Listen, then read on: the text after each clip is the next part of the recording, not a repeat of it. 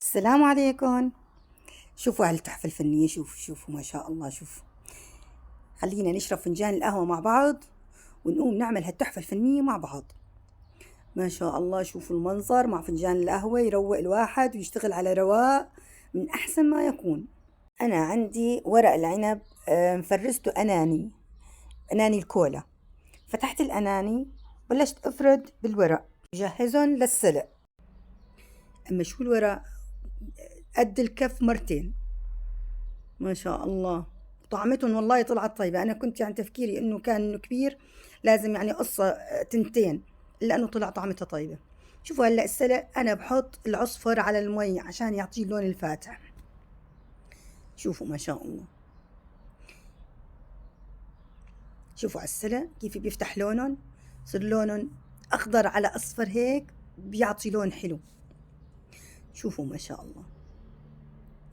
هاي جهزت الورقات وجهزت الثوم وجهزت الرز، وهلأ بدنا نعمل تتبيلة الرز.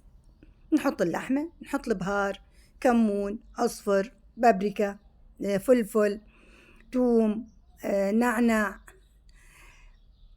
شوية ملح، يعني بتذوقي وبتشوفي. شوفوا آخر شي، آخر مرحلة بحط الزيت، بحركن مع بعض.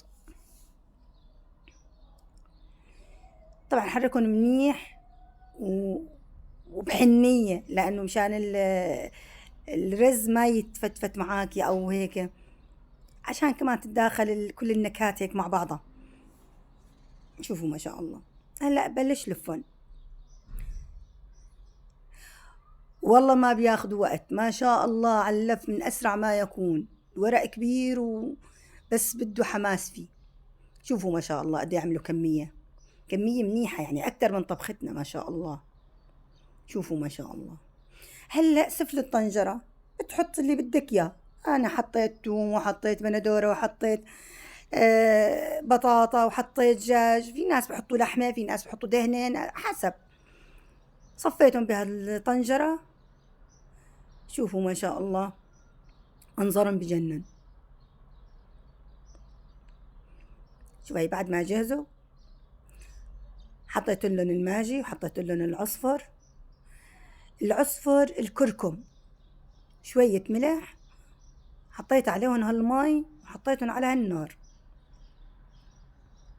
أول شي على العالي، بعدين على الهدى، وخليتهم يغلوا على مهلهم.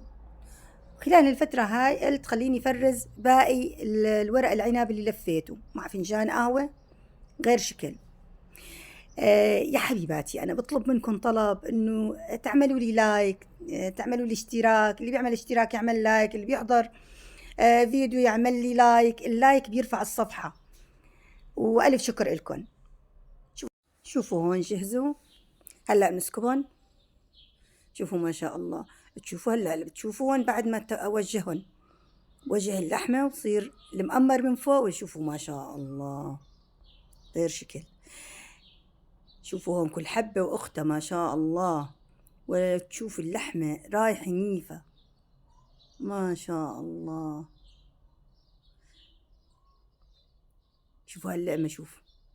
هلأ اعملوا لي لايك واشتراك، احكوا لي شو رأيكم بهالطبخة.